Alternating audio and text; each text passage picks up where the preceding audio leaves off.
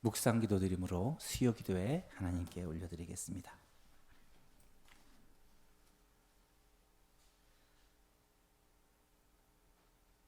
참 좋으신 하나님 아버지 감사합니다. 또 이렇게 함께 모여 예배드리지 못하지만 각자의 삶의 저소에서 수요 기도회로 하나님께 영광을 돌립니다. 하나님, 우리의 이 예배를 받으시고 우리가 하나님 앞에 올리는 기도를 들으시고 응답하심으로 하나님의 놀라운 은혜와 복을 받아 누리는 복된 시간 되게 하여 주옵소서. 마음을 다하고 뜻을 다하여 하나님을 예배합니다. 우리의 마음에 주의 성령께서 임재하셔서 하나님을 만나는 참된 예배, 주의 말씀을 듣는 거룩한 시간이 되게 하여 주옵소서. 예수님의 이름으로 기도하옵나이다. 아멘. 찬송가 430장 하나님께 찬송드립니다.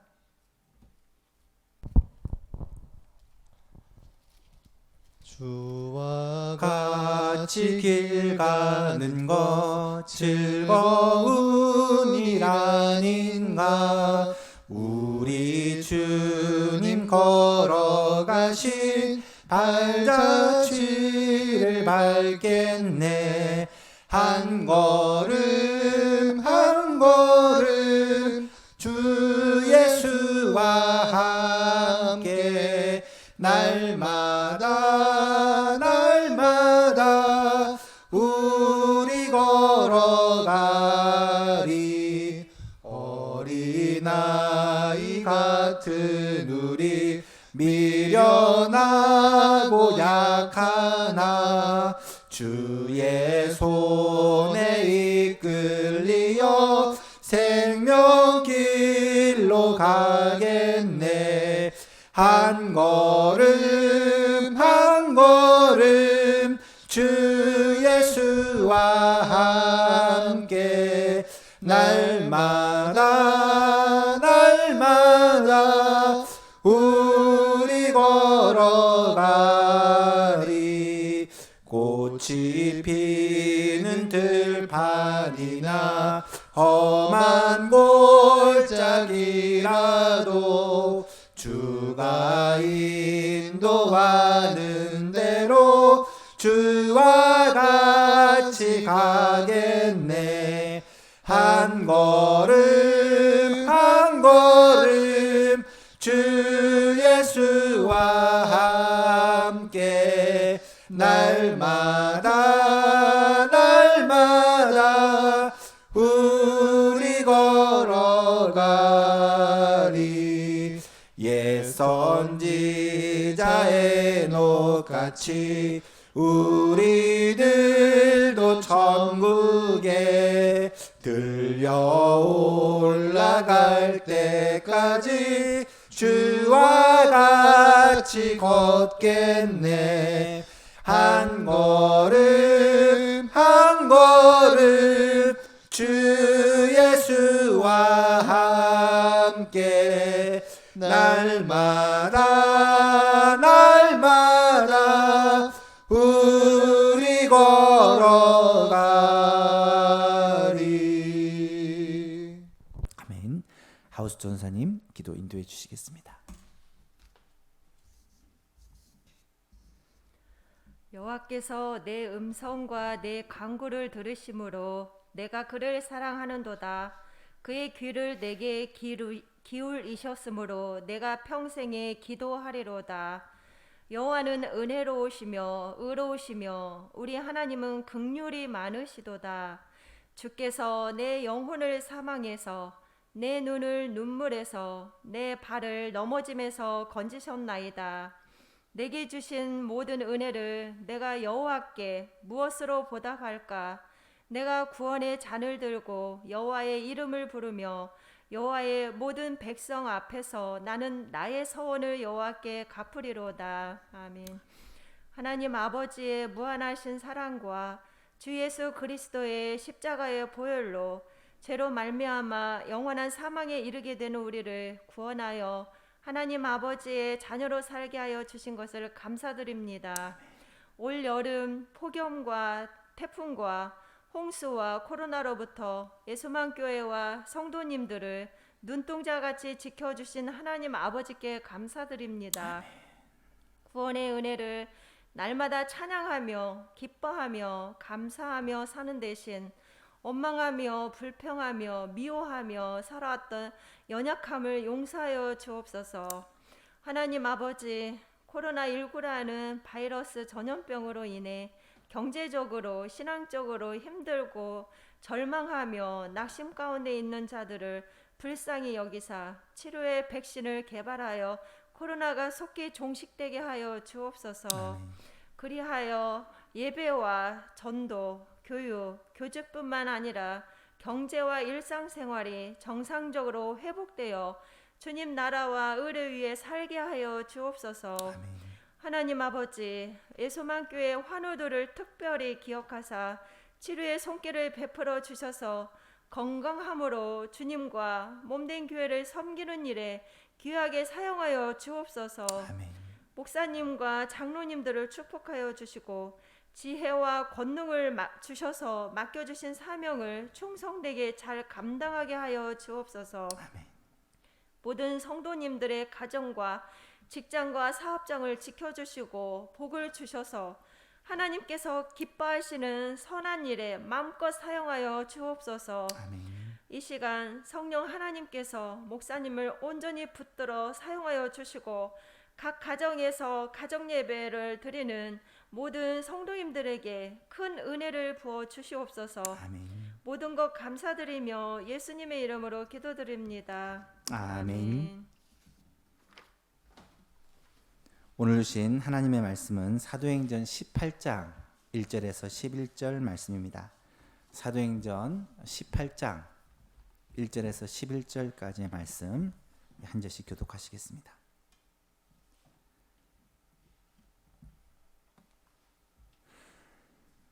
한 절씩 교독합니다. 그 후에 바울이 아덴을 떠나 고린도에 이르러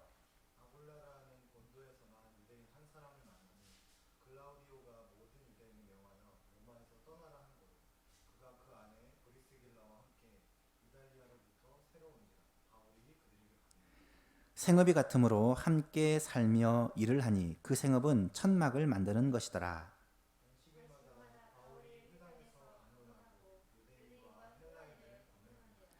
실라와 디모데가 마게도냐로부터 내려오매 바울이 하나님의 말씀에 붙잡혀 유대인들에게 예수는 그리스도라 밝히 증언하니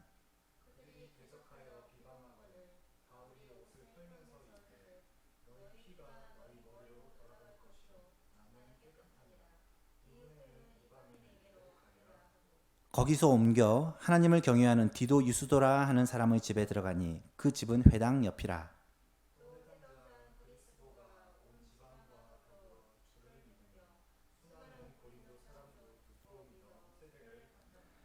밤에 주께서 환상 가운데 바울에게 말씀하시되 두려워하지 말며 침묵하지 말고 말하라.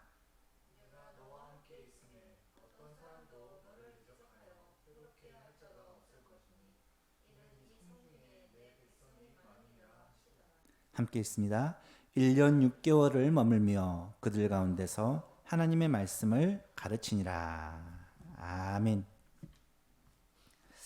수요 기도회를 통해서 우리 바울의 전도 여행을 계속해서 살펴보고 있습니다. 2차 전도 여행 중에서도 막바지에 이르고 있는데요. 먼저 이렇게 지도를 보시면 바울의 전도 여행이 2차 전도 여행이 이제는 아시아를 거쳐 유럽 그 중에서도 마게도냐 지방을 갔다가 이제는 아가야 지방으로 내려와서 지난 시간에 아덴에서 설교를 하고 복음을 전하고 이제는 고린도로 넘어오는 장면을 오늘 살펴볼 것입니다. 이 고린도에서 전도한 이후에는 갱그레아에서 서원이 있어서 머리를 깎은 후 에베소를 거쳐서 돌아가는 일, 이제는 이 선교의 마지막 부분이다. 2차 전도 여행의 마지막 부분이다 라고 말할 수가 있습니다. 제가 처음부터 이 2차 전도 여행에서 가장 중점은 고린도다라는 말씀을 드렸습니다. 왜냐하면 바울의 2차 전도 여행 기간이 총 3년 정도라고 했을 때 절반 이상을 이 고린도에서 머물렀기 때문입니다. 오늘 본문에는 1년 6개월 동안 그곳에 머물렀다라고 기록을 하는데 앞의 내용과 조금 더 연결을 시켜보면 1년 6개월 이상 상당히 오랫동안 이 고린도에서 머물러 있으면서 복음을 전했다라는 것을 알 수가 있습니다. 오랫동안 머문 만큼 고린도에서 교회를 세우고 또 많은 성도들을 양육하는 일을 했다라는 것을 알 수 있죠. 바울의 선교 여행 전체로 보아서도 에베소에서 약 3년 가까이 사역을 한 것 말고는 고린도가 두 번째로 긴 기간을 사역했다라고 그렇게 볼 수 있습니다. 오늘은 이 고린도 교회 선교가 어떻게 이루어졌는지를 함께 살펴보도록 합시다. 1절에 보니까 그 후에 바울이 아덴을 떠나 고린도에 이르러. 지난 시간 우리는 바울의 아덴 전도에 대해서 살펴보았는데요. 이 아덴에서의 전도는 바울의 지금까지의 전도와는 좀 다른 경험이었습니다. 짧은 시간 동안 머물렀을 뿐만 아니라 혼자 아덴에서 전도를 했죠. 실라와 디모데가 아직 마게도냐 지방에 머물러 있었기 때문에 그들이 오기까지 이 아덴에서 기다리다가 우상이 가득한 그 도시를 보고 안타까운 마음으로 복음을 전했지만 그 복음을 전한 것에 대한 열매가 거의 없었다라는 것을 우리는 살펴보았습니다. 여러 가지 이유로 생각해 볼 수 있겠지만 무엇보다 그 아덴이란 도시는 특별히 소피스트, 지혜를 사랑하는 철학자들이 모여 있는 도시로 스스로 똑똑하다고 생각하는 사람들이 이 바울의 말을 들을 때 어떤 새로운 말장난을 하는갑다, 무슨 새로운 지식을 전하는갑다, 학문적으로 복음을 접근하게 됩니다. 그러다 보니까 이 복음을 생명의 복음으로, 나를 살리는 구원의 복음으로 받은 것이 아니라 지적 호기심을 채우기 위한 그런 차원에서 접근을 하다 보니까 이 복음을 믿고 하나님께로 돌아오는 사람들이 소수였다라는 것을 우리는 알 수 있죠. 그렇게 아덴 선교를 빨리 마무리하고 그 다음에 간 곳이 고린도입니다. 아덴과 고린도는 큰 도시였지만 많은 차이가 있는 도시입니다. 아덴이 이 당시에 학문과 문화에서 중심지였다고 한다면 이 아가야 지방에서 무엇보다 상업의 중심지는 고린도입니다. 고린도는 도시 전체가 유명한 시장이었다라고 말할 정도로 상업이 굉장히 활발했던 지역입니다. 고린도에는 큰 두 개의 항구가 있었는데 그 항구를 중심으로 무역이 굉장히 성행을 했고, 그러다 보니까 뱃사람의 도시, 무역 상인의 도시다라고 일컬어지던 그런 도시였습니다. 그래서인지 이 고린도 사람들은 바다의 신이라고 불리는 포세이돈을 숭배를 했고요. 뿐만 아니라 여러 우상들을 섬기는 도시였습니다. 무엇보다 이 고린도의 특징은 육체적인 타락이 굉장히 극심했던 그런 도시였는데요. 비너스 신전이 이 고린도에 있었는데 이 비너스 신전은 사랑의 신이죠. 수천 명의 성창들, 거룩한 창기라고 생각하면 됩니다. 오는 그런 예배자들과 성관계를 통해 그렇게 신을 섬기는 그런 성창들이 유행을 했고요. 그로 말미암아 이 고린도라는 도시는 밤만 되면 음란으로 가득한 도시가 되었다라는 것을 우리는 알게 됩니다. 그러다 보니까 이 바울이 이곳에서 복음을 전하는 것이 결코 쉬운 일이 아니었습니다. 굉장히 타락한 문화와 또 음란한 도시에서 이 복음을 전한다라는 것이 힘든 일이었습니다. 게다가 영적인 눌림이 있었고요. 거기다가 든든한 지원군인 실라와 디모데가 아직 바울에게로 합류하지 않았다는 거예요. 뭔가를 해도 잘 안 될 것 같은 그런 두려움이 이 바울에게는 있었을 것입니다. 여러분, 바울의 본래 성격이 굉장히 목적지향적이고 대담하며 추진력이 강한 사람이었다는 것을 여러분 아실 것입니다. 그런데 그렇다고 해서 바울이 두렵지 않거나 또 감정이 없었던 것은 아닙니다. 바울이 고린도에서의 이 두려움에 대해서, 그 고난에 대해서 추억을 하면서 고린도 교회에 보낸 편지에 이런 말을 적고 있어요. 고린도에서 2장 3절에 보니까 내가 너희 가운데 거할 때에, 고린도에서 복음을 전할 때 말입니다, 약하고 두려워하고 심히 떨었노라. 바울이요 약하고 두려워하고 심히 떨었다는 거예요. 고린도후서 1장 8절에 보니까 바울이 형제들아 우리가 아시아에서 당한 환난을 너희가 모르기를 원하지 아니하노니 힘에 겹도록 심한 고난을 당하여 살 소망까지 끊어지고 우리는 우리 자신이 사형 선고를 받은 줄 알았으니 이는 우리로 자기를 의지하지 않고 오직 죽은 자를 다시 살리시는 하나님만 의지하게 하심이라. 아시아라는 것은 아마도 에베소를 의미할 건데요. 이 바울이 2차 전도행의 마지막에 고린도와 에베소에서 얼마나 많은 고난을 당했었는지 사형 선고를 받은 줄 알았다. 죽었다고 생각했다는 거예요. 그리고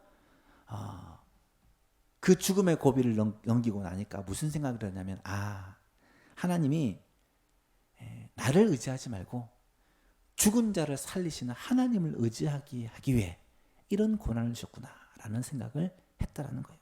그 정도로 힘이 들었다는 말입니다. 고린도에 도착한 바울은 힘있게 사역을 해야 될 텐데 너무 영적으로 눌리고 힘들어서 기다리던 실라와 디모데가 빨리 오지 않아서 그렇게 여러 가지 면에서 어려운 상황에 있었다라는 것을 알 수가 있습니다. 이때 바울에게 힘이 되어준 사람이 있는데 그 사람이 바로 브리스길라와 아굴라 부부입니다. 하나님은 참 힘들 때를 아시고 그럴 때 또 위로자를 붙여주시는 것 같아요. 2절 이하를 보니까 아굴라라 하는 본도에서 난 유대인 한 사람을 만나니 본도에서 태어난 유대인이라고 소개를 합니다. 글라우디오가 모든 유대인을 명하여 로마를 떠나라고 한 고로 글라우디 칙령이라고 AD 49년에 있었던 유명한 사건입니다. 이 로마에서 폭동이 일어나자 이 원인이 유대인이다라고 해서 유대인을 로마에서 전부 나가라고 쫓아내버립니다. 그때 로마에 살고 있던 이 브리스길라와 아굴라 부부도 떠날 수밖에 없었고 그래서 옮긴 곳이 고린도라는 것입니다. 그가 그의 아내 브리스길라와 함께 이달리아로부터 로마로부터 이 고린도로 새로 온지라 막 왔다는 거예요. 이 사건을 통해 이 2차 전도행이 어느 시대였다라는 것을 충분히 짐작할 수가 있겠죠. 바울이 그들에게 가매, 이 말은 바울이 이 아굴라와 브리스길라 부부를 찾아갔다는 말이에요. 생업이 같으므로 함께 살며 일을 하니 그 생업은 천막을 만드는 것이라. 우리가 잘 아는 텐트 메이킹이라는 것은 바로 브리스길라와 아굴라의 직업이기도 했고 또 바울의 직업이기도 했다. 아마 부모님으로부터 이어받은 가업 중에 하나였을 것이다 라고 추측합니다.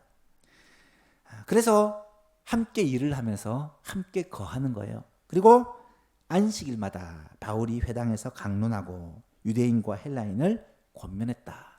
안식일이 되면 회당에 나가서 복음을 전하고 만나는 유대인과 또 이방인들에게 말씀을 전했다라는 것이죠. 여러분, 하나님께서 이 브리스길라와 아굴라 부부를 보내주셔서 거할 곳도 주시고 또 함께 일을 하면서 적적하지 않게 해주시고 그리고 안식일이 되면 복음을 전할 수 있는 이 고린도에서 생활을 정착하게 된 것입니다. 그런데 바울이 지금까지는 그랬던 것 같지 않은데 이 고린도에서는 일과 사역을 겸업을 하고 있어요. 평일에는 자신의 생업으로 이 텐트 메이킹을 하고요. 안식일이 되면 회당에서 복음을 전하는. 우리가 앞에서는 이 바울과 바울의 일행들이 어쩌면은 이 복음 전하는 일이 주업이었고 때로는 다른 일은 부업 정도로 했을지 몰라도 오로지 복음 전하는 일에 전념했음을 알 수가 있는데 왜 바울이 갑자기 일과 이 복음 전파를 겸업을 했을까? 많은 사람들은 아마 바울에게 선교비가 잘 전달이 되지 못하여서 먹을 것, 입을 것, 생활비가 부족하여 자비량을 했을 것이다 라고 추측하기도 합니다. 물론 학자들마다 생각이 좀 차이가 있지만 제가 생각할 때는 전적으로 그 이유 때문은 아닌 것 같아요. 왜냐하면 안디옥 교회가 갑자기 뭐 IMF가 들어서 선교비를 끄는 것이 또 아닐 것 같고, 또 바울이 지나왔던 교회들 중에서는 바울을 돕는 그런 빌립보 교회 같은 교회도 있었습니다. 그렇다면 단순히 이 생업을 위해서, 사역을 위한 돈을 벌기 위해서 일을 한 것만은 아니었다라는 거예요. 물론 고린도후서에서 보면 내가 너희에게 폐를 끼치지 않기 위해서, 또 복음이 혹시라도 방해를 받지 않기 위해서 일하면서 복음을 전하는 이 일을 함께 했다라는 것을 바울 스스로도 말하고 있지만, 그럼에도 불구하고 바울이 이 시기에 안식일을 제외한 나머지 평일에는 이 텐트 메이킹이라는 일에 전념하는 모습을 보면 아마도 이 바울의 마음속에 복음에 대한 열정들이 전처럼 뜨겁지를 못했다라고 이해를 할 수가 있습니다. 여러 가지 이유가 있겠지만 이 고린도라는 도시, 그리고 혼자라는 그런 두려움, 게다가 성교비와 모든 여건이 잘 갖춰지지 않았기 때문에 복합적인 요인으로 일을 하며 복음을 전하는 일을 겸업을 했을 것입니다. 그러다 보니까 결국 복음 전파를 온전히 집중하지 못하게 된 거예요. 여러분, 다른 지역에서 복음을 전할 때는 바울에게도 영적인 충만함이 있었습니다. 많은 핍박을 받았음에도 불구하고 복음을 힘있게 전했고, 많은 사람들이 믿고 주님께로 돌아왔다라고 가는 곳마다 이런 역사를 경험했죠.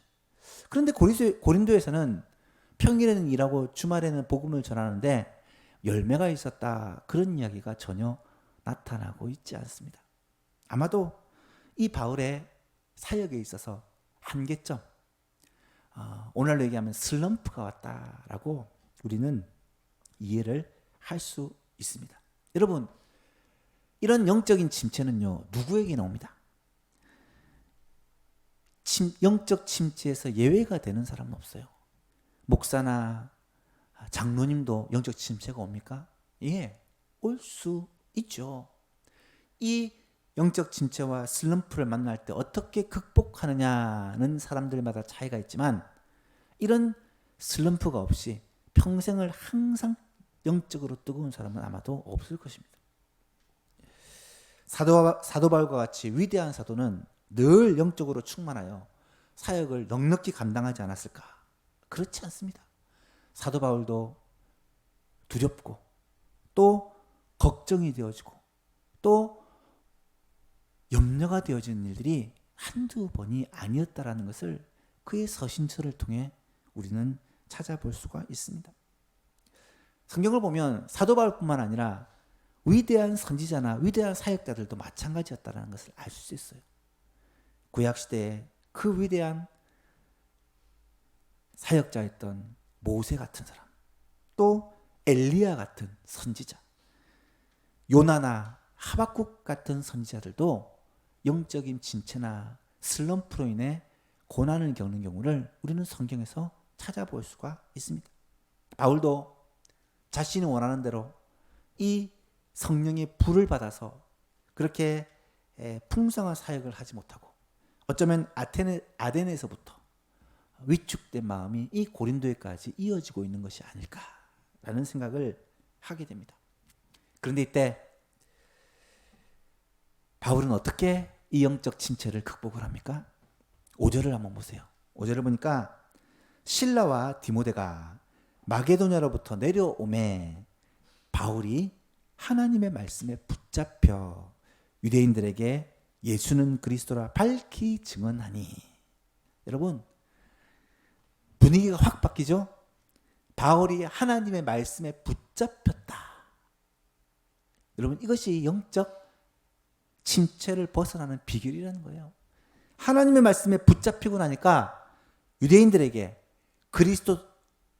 예수는 그리스도다, 복음의 핵심이자 주 내용입니다. 이것을 밝히 증언했다라고 기록을 합니다. 여러분, 어떻게 하나님의 말씀에 붙잡힐 수 있었느냐? 그 중요한 원인 중에 하나가 실라와 디모데가 마게도냐로부터 내려오매 마음을 나눌 수 있는 이 바울의 신실한 좋은 동역자들이 바울에게로 오니까 바울이 힘을 얻고 영적으로 충만해지고 말씀에 사로잡히고 사역들을 넉넉히 감당할 수가 있었다라는 거예요. 영적인 회복이 일어났다는 사실입니다. 여기서 우리는 두 가지 중요한 적용 포인트를 붙잡게 되죠. 하나는 영적 침체는 말씀의 붙잡힘으로 말미암아 해결될 수 있다라는 거예요. 영적 침체는 누구에게나 온다고 했습니다. 어떻게 극복하느냐? 말씀에 붙잡힐 때 극복이 된다는 거예요. 말씀으로 돌아갈 때 우리는 답을 찾습니다. 말씀에 사로잡혀 있을 때 우리는 지금 우리의 상태가 어떤지, 우리가 어디에 있어야 하는지를 깨닫게 됩니다. 하나님의 말씀은 살았고 활력이 있어 좌우에 날선 어떤 검보다도 예리하여 우리의 혼과 영과 관절과 골수를 찔러 쪼개는 능력이 된다고 말씀을 하죠. 다른 어떤 방법을 동원하거나 다른 어떤 노력을 통해서 영적 침체를 벗어날 수 있는 것이 아니라 하나님의 말씀에 붙잡힘으로 말미암아 영적 침체를 이겨낼 수 있다는 거죠. 지금도 마찬가지입니다. 다른 모든 수단과 방법은 잠시는 효과가 있을 것 같고 또 어느 정도는 우리에게 도움을 주지만 결국은 근본적인 영적 침체의 해결 방법은 말씀에 붙잡히는 것이다. 말씀을 읽고 묵상하는 가운데 하나님의 은혜를 받고 힘을 얻고 말씀을 담대하게 전함으로 말미암아 우리가 회복이 되는 것이다 라는 것이죠. 두 번째는 이렇게 말씀에 붙잡히는 아주 좋은 비결 중에 하나가 동역자들과 함께 영적인 교제를 나누는 것이다 라는 사실입니다. 바울과 함께하는 이 선교팀이 늘 말씀을 나누고 또 말씀으로 서로 묵상을 나누고 교제하며 힘을 얻었는데 이것이 끊어지고 혼자서 말씀을 묵상하고 기도하다 보니까 이 바울도 영적인 침체가 오게 된 거예요. 그런데 마침 그때 실라와 디모데가 와서 함께 믿음으로 교제하고 말씀으로 나누고 하니까 영적인 이 회복이 일어나게 되었다는 것입니다. 여러분, 어떤 사람을 만나느냐가 너무 중요해요. 여러분의 주위에는 어떤 사람들이 있습니까? 영적인 도움을 줄 수 있는 영적인 동역자들이 많습니까?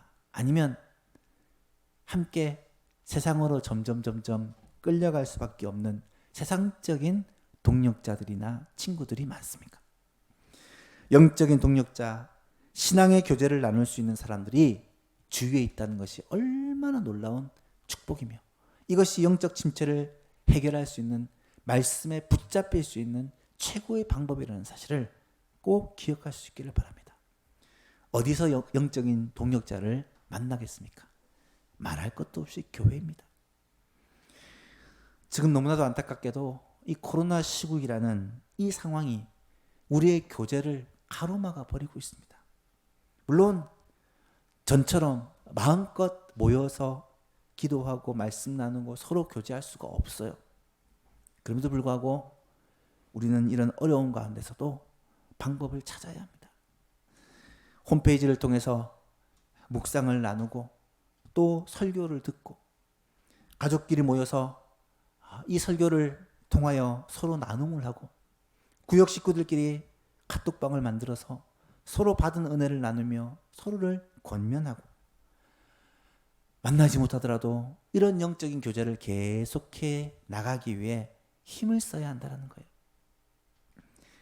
저도 매일 말씀 묵상과 기도의 삶들을 자칫하면 놓칠 수 있기 때문에 매일매일 새벽에 홀로 하나님 앞에 기도하고 또 말씀을 묵상하고 이 말씀 묵상을 또 성도들과 함께 나누면서 영적인 이 에너지를 얻게 됩니다. 사랑하는 성도 여러분, 어떻게든 영적인 교제를 나누는 일에 힘을 쓰기를 원하고요. 이런 힘든 시기를 보내면서 우리의 마음에 간절한 소원을 가졌으면 좋겠어요. 하나님,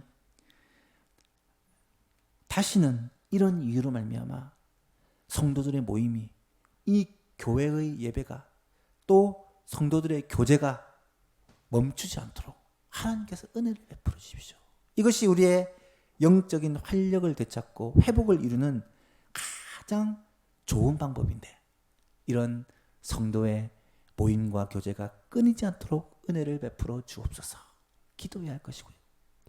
만약에 이것이 잘 해결되고 다시 모이게 된다면 여러분, 이 모임의 중요성과 교제의 중요성을 더 깊이 깨닫고, 그전에는 바빠서 못 가고 또 구역 예배는 구역 모임은 귀찮아서 안 가고 그랬다면, 이제는 모이는 일에 최선을 다하고 소그룹으로도 구역으로도 전도회로도 함께 모여서 믿음의 교제를 나누고 영적인 교제를 나누는 일을 소중하게 생각할 수 있는 그런 기회가 꼭 되기를 바랍니다. 5절 이하를 보니까 실라와 디모데가 마게도냐로부터 내려오매 바울이 하나님의 말씀에 붙잡혀 유대인들에게 예수는 그리스도라고 밝히 증언하니. 6절을 보십시오. 그들이 대적하여 비방하거늘. 유대인들이 이 바울의 말을 대적합니다. 늘 그래왔잖아요. 변함없이 그러네요. 바울이 옷을 털면서 이르되, 그전에는 두려워했다면 이제는 담대하게 예수님이 가르치신 대로 옷을 털어버리면서 너희 피가 너희 머리로 돌아갈 것이요 나는 깨끗하니라. 이후에는 내가 이방인에게로 가겠다. 이방인에게 복음을 전하겠다. 먼저 유대인이 너희들에게 복음을 전하려 했지만 거절하였기 때문에 이제는 이방인들에게 복음을 전하겠다 선언하고, 거기서 옮겨 하나님을 경외하는 디도 유스도로 하는 사람의 집에 들어가 복음을 전하기 시작하는데, 그 주 대상이 이방인들이었다. 고린도 헬라 사람들이었다라는 것을 알 수가 있죠. 그리고 그 집이 회당 옆이어서 회당장 그리스보라 하는 사람의 온 집안과 함께 예수를 믿게 되었고, 수많은 고린도 사람들도, 회장당 그리스보는 당연히 유대인이었고요. 수많은 고린도 사람들은 아마 이방인들이 대부분이었을 거예요. 듣고 믿어 세례를 받더라. 열매가 풍성하게 나타나기 시작했다라는 것입니다. 여러분, 바울은 영적 침체를 극복하고 다시 담대해집니다. 그리고 담대하게 복음을 전하기 시작해요. 4절에 나타난 말씀을 전했다는 말과 5절에 나타난 밝히 증거했다는 말은요, 단어가 달라요. 훨씬 더 강력한 단어를 사용합니다. 무슨 말입니까? 그전과는 완전히 이 바울 사도의 메시지가 달라졌다는 말이에요. 언제나 그랬듯이 회방하는 사람이 있었지만 그럼에도 불구하고 말씀으로 그들을 굴복시키고 또 많은 회심자들, 믿고 세례를 받는 사람들이 생겨나게 되었다는 거예요. 여러분,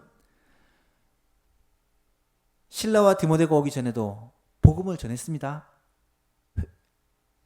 안식일만 되면 회당에 가서 복음을 전했죠.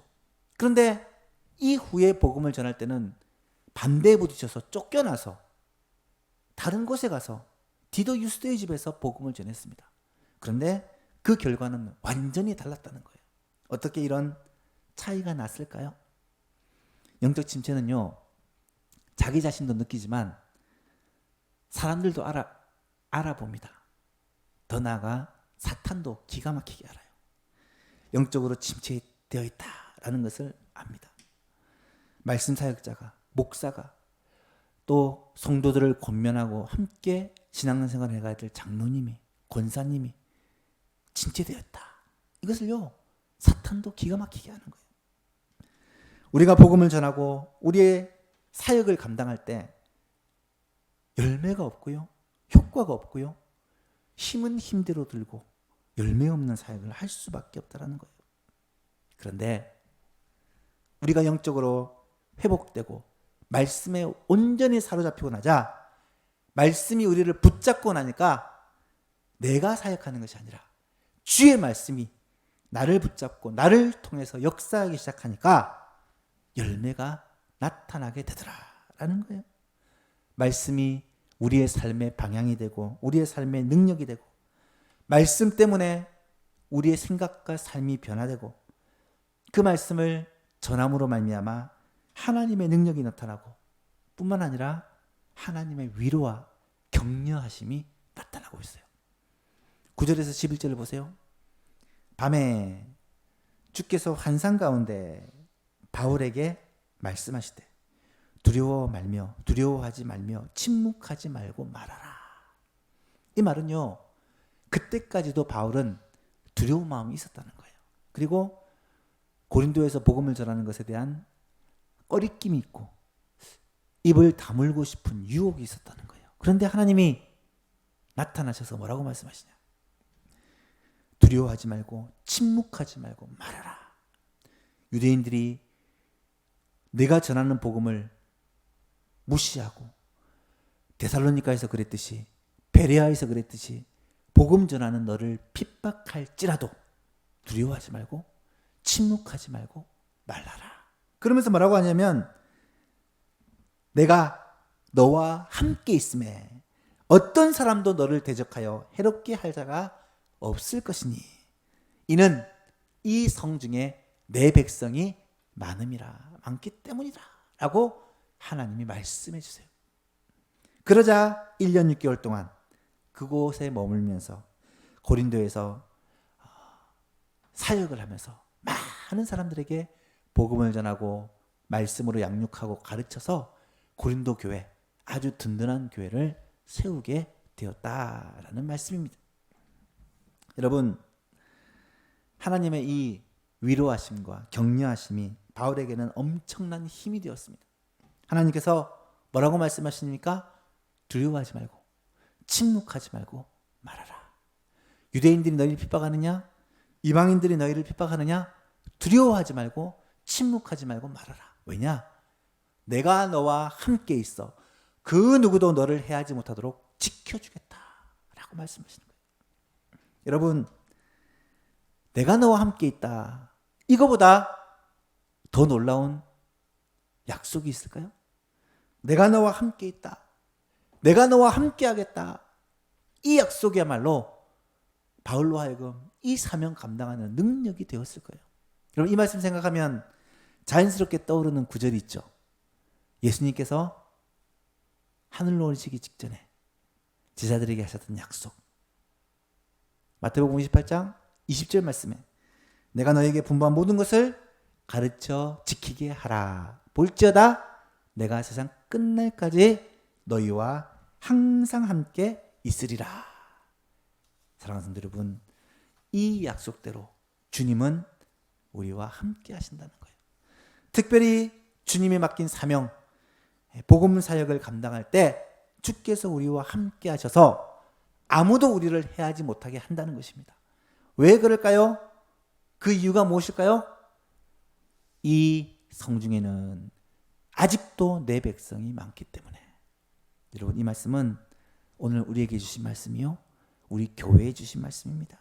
여러분, 하나님은 우리와 함께 하세요. 우리와 함께 하시는 주님을 바라보지 않고 우리가 함께 하시는 그 주님을 신뢰하지 않을 뿐이지, 주님은 약속하신 대로 우리와 함께 하십니다. 우리 예수만교회는요, 오직 예수님만 바라보는 교회잖아요. 하나님이 우리와 함께 하시고 예수님이 우리와 함께 하시는 그런 교회잖아요. 그럴 때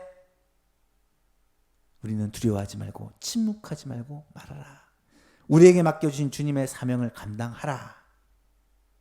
그러면서 이 성중에는 내 백성이 많음이다.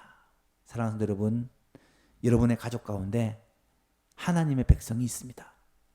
여러분의 친척들 가운데 하나님의 백성이 있어요. 여러분의 직장 동료들 가운데는 하나님의 백성들이 아직도 많이 있습니다. 여러분 주위에 살고 있는 여러분의 친구와 이웃들 가운데는 아직도 하나님의 백성들이 있어요. 우리 예수만교회가 왜 염창동에 세워졌을까요? 이 염창동에는 아직도 하나님의 백성들이 있다는 거고요. 이 강서구와 이 서울 땅에는 하나님의 백성들이 많이 있다는 거예요. 오늘 우리들을 향해, 또 우리 예수만교회를 향해 주시는 말씀이에요. 두려워하지 말며 침묵하지 말고 말하라. 내가 너희와 함께 있음에 어떤 사람도 너를 대적하여 해롭게 할 자가 없을 것이니 이는 이 성중에 내 백성이 많음이라. 아멘. 말씀을 맺습니다. 사랑하는 성도 여러분, 혹시 낙심되는 일이 있습니까? 환경과 상황이 우리를 너무나도 힘들게 하고 있습니까? 세상이 만만치 않고 결코 녹록하지 않아 사는 것이 너무 힘드십니까? 왜 나에게는 이런 일이 나고 왜 나에게만 이런 어려움이 있을까? 원망스러우십니까? 교회 생활 하면서 사람들에게 실망하고 시험에 드시는 일이 있습니까? 열심히 주를 위해 섬길 때 그 결과가 생각 밖의 결과여서 실망하시지는 않으십니까?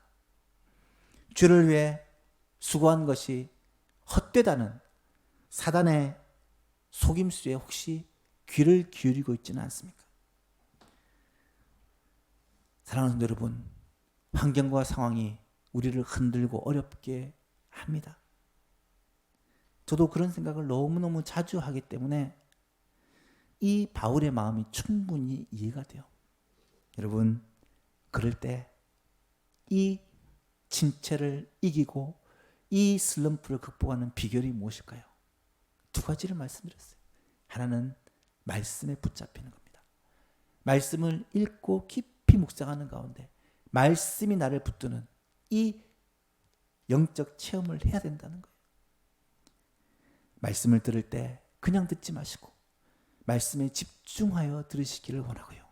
여러분, 말씀을 묵상할 때 대충 묵상하지 마시고 이 말씀이 나의 생명의 양식이다 생각하고 그 말씀을 묵상하시기 바랍니다. 말씀이 우리를 붙들 때 우리는 살 수 있어요.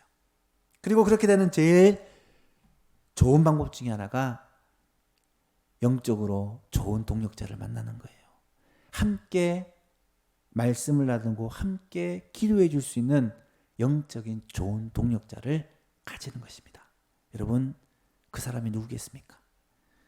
우리 교회 안에 함께 신앙생활하는 성도들이 영적인 동역자라는 거예요. 지금 자주 만나지 못하고 함께 이야기하고 교제할 수 없는 상황이지만 그럼에도 불구하고 서로를 위해서 기도하며 또 홈페이지를 통해 카톡을 통해 전화를 통해 서로 영적인 교제를 나누며 격려하고 위로하고 기도해주고 힘을 주는 이런 아름다운 교제가 회복될 수 있기를 바라고요. 나아가 이 고난이 지나가고 나면 정말 이 영적인 교제가 얼마나 중요한지를 깨닫고 모이는 일에 힘쓰며 전도회와 구역 모임을 통해 서로 교제하는데 최선을 다하는 우리의 소망 모든 가족들이 될 수 있기를 간절히 바랍니다. 잠언 5장 21절에서는 이렇게 말해요. 대저 사람의 길은 여호와의 눈앞에 있나니 그가 그 사람의 모든 길을 평탄하게 하시느니라. 아멘. 우리 앞길, 우리의 가는 길이 하나님의 계획 속에 있습니다. 하나님의 지키심과 보호하심 속에 있어요. 하나님 우리를 평탄한 길로 인도하실 것입니다. 오늘도 우리가 해야 될 일은 두려워하지 말고 침묵하지 말며 말하는 것. 하나님께서 우리에게 맡기신 사명을 감당하는 것입니다. 하나님이 약속하십니다. 내가 너와 함께 있음에 어떤 사람도 너를 대적하여 해롭게 할 자가 없을 것이며 이는 이 성중에 내 백성이 많음이라. 이 말씀을 기억하며 남은 3일도 믿음으로 살아가며 하나님이 맡긴 사명들을 잘 감당하며 살아가며 영적인 동역자를 소중히 여기고 함께 교제하며 살아가는 예수망 모든 가족들이 될 수 있기를 주님의 이름으로 축복합니다. 찬송가 505장 찬송하시고 우리 같이 한번 한 목소리로 기도했으면 좋겠습니다. 505장 찬송하겠습니다. 온 세상 위하여 나 복음 전하리 만 백성 모두 나와서 주 말씀 들으라. 죄 중에 빠져서 헤매는 자들아 성령 듣고서 너 구원받으라. 전하고 기도해 매일 증인 되리라. 세상 모든 사람 다 듣고 그 사랑 알도록 온 세상 위하여 이 복음 전하리.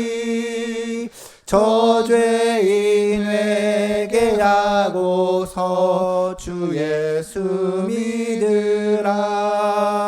이 세상 구하려 주 돌아가신 것 나 증거하지 않으면 그 사랑 모르리. 전하고 기도해 매일 증인 되리라.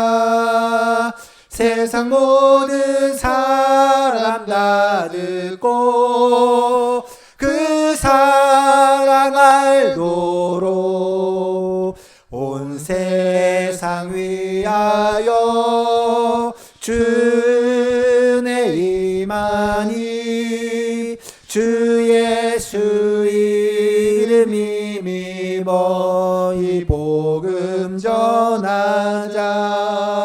먼 곳에 나가서 전하지 못해도 나 어느 곳에 있든지 늘 기도 힘쓰리. 전하고 기도해 매일 증인 되리라. 세상 모든 사람 다 듣고 그 사랑 알도록.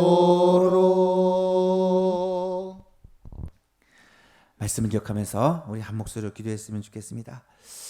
영적 침체를, 영적인 슬럼프를 경험하고 있던 이 바울 사도에게 하나님께서 어떤 은혜를 주십니까? 하나님은 브리스길라와 아굴라라는 신실한 믿음의 사람을 만나게 하심으로 위로하십니다. 뿐만 아니라 영적인 동력자였던 실라와 디모데를 다시 만나게 하심으로 회복의 불을 일으켜 주십니다.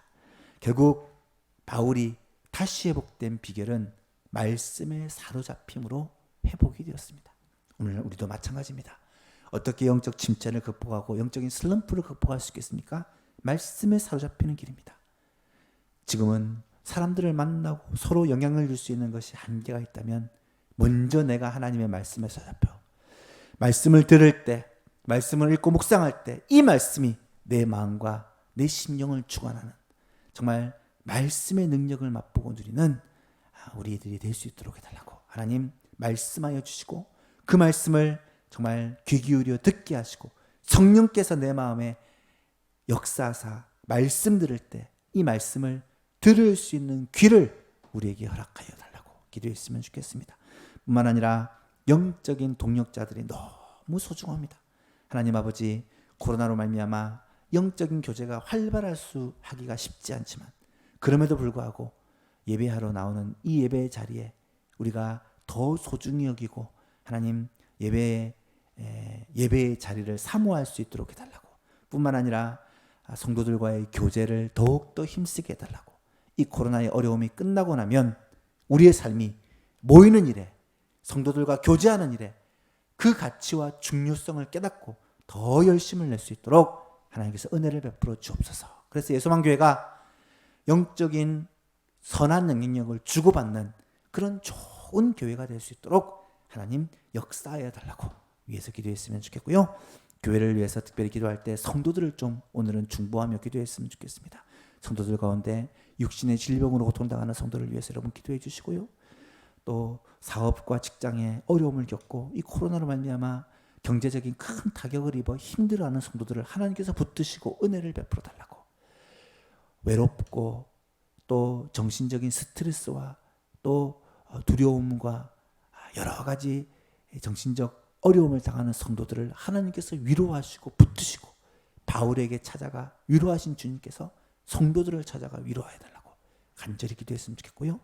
다음 세대 우리 초등부 유치부 우리 아이들 그리고 중고등부와 청년들 하나님 그들을 붙잡아 주시고 하나님 믿음으로 굳게 서서 이 어려움들을 잘 이겨나갈 수 있도록 해달라고 성도들을 위해서 같이 한번 중보하는 시간이 되었으면 좋겠습니다. 말씀을 기억하면서 우리 한번 같이 기도하겠습니다.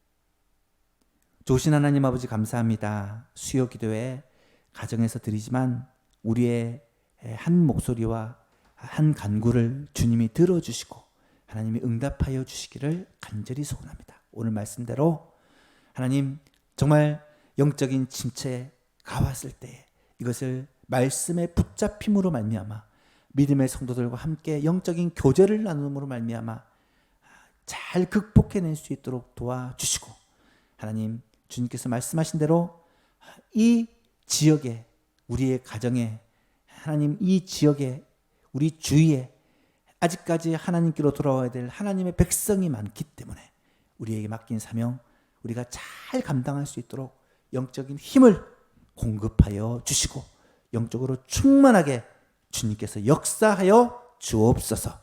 우리의 소망 모든 성도들을 주님께서 돌아보아 주시기를 간절히 소원하며 특별히 다음 세대들 믿음으로 잘 세워지게 하시고 우리 육신의 질병으로 고통당하는 성도들 하나님의 치유의 기적을 체험하게 하여 주시고 하나님 우리 성도들의 가정과 생업 위에 하나님의 특별하신 은혜와 풍성한 은혜가 부어지는 그런 놀라운 역사가 있게 하시며 이 어려운 코로나 시국을 잘 인내하며 또 하나님의 은혜 가운데 잘 극복하고 넘어갈 수 있도록 주께서 늘 함께 하여 주옵소서. 감사를 드리며 우리 주 예수 그리스도의 이름으로 기도하옵나이다. 아멘. 하늘에 계신 우리 아버지여 이름이 거룩히 여김을 받으시오며 나라가 임하시오며 뜻이 하늘에서 이루어진 것 같이 땅에서도 이루어지다. 오늘 우리에게 일용할 양식을 주시옵고 우리가 우리에게 죄 지은 자를 사하여 준 것 같이 우리 죄를 사하여 주시옵고 우리를 시험에 들게 하지 마시옵고 다만 악에서 구하시옵소서. 나라와 권세와 영광이 아버지께 영원히 있사옵나이다. 아멘.